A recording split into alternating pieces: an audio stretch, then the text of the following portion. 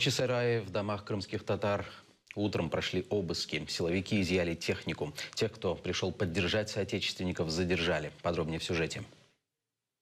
А что здесь происходит, кто скажет? Мы жители города... В Бахчисарае утро. Дома семьи Муждаба и Мустафаевых окружены ОМОНом. Во дворе припаркованы автозаки. В окрестностях близко никого не допускают. Свой ранний визит силовики не объясняют. Пожалуйста, можно еще 10 метров назад? Семья Муждаба живет в 6-м микрорайоне Бахчисарая. После обыска Медата Муждаба задержали.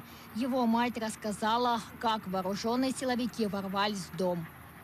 У всех у нас телефоны забрали, компьютер начали проверять. Спрашивают, на основании чего вы пришли. Говорит, мы постановление прочитали. У мужа спрашиваем, он говорит, мы ничего плохого не делали у нас. В 7-м микрорайоне задержали 24-летнего Сейдамета Мустафаева.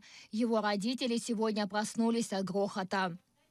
Я попросил их снять обувь или одеть бахилы. Но они сказали, у нас нет такого в законе. Изъяли у нас ноутбук, телефоны. Но предъявили обвинение, что он сидит якобы в Фейсбуке, у него своя страница, и ведет запрещенную организацию Хизбут Тахрир. Крымские татары, пришедшие поддержать соотечественников, рассказали, что слышали выстрелы. Фото гильз на своей странице Facebook опубликовал Сервер Мустафаев. Впоследствии активистов силой затащили в автозаки и повезли в участок. Сейчас Бахчисарайский райсуд избирает им меру пресечения, рассказал адвокат Джемиль Темишев. Сейчас в Бахчисарайском суде будет рассматриваться вопрос о привлечении задержанных к административной ответственности. Мы думаем, что им будут вынесены административные наказания в виде штрафа, либо административного ареста. Практики судебной, но это где-то в районе 10 суток будет. В Меджлисе уверены, задержанным предъявят вымышленные обвинения. Рифат Чубаров говорит, репрессии против крымских татар не прекратятся до деоккупации полуострова. Москва и путиновский режим пытаются обмануть Запад тем, что, мол, мы боремся с исламскими экстремистами. На самом деле оккупационная власть вытесняет крымских татар из своей земли. И, естественно, одной из форм, одним из инструментов для выдавливания крымских татар – это религиозное преследование мусульман. Оккупанты в очередной раз грубо нарушают международное право, заявили в МИД України.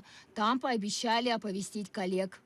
Ми засуджуємо такі дії, ми дипломатичним шляхом поінформуємо всіх наших партнерів, міжнародних партнерів, і будемо посилювати тиск на Російську Федерацію, тому що, як показує практика, лише таким консолідованим тиском та ізоляцією можна вплинути на Росію.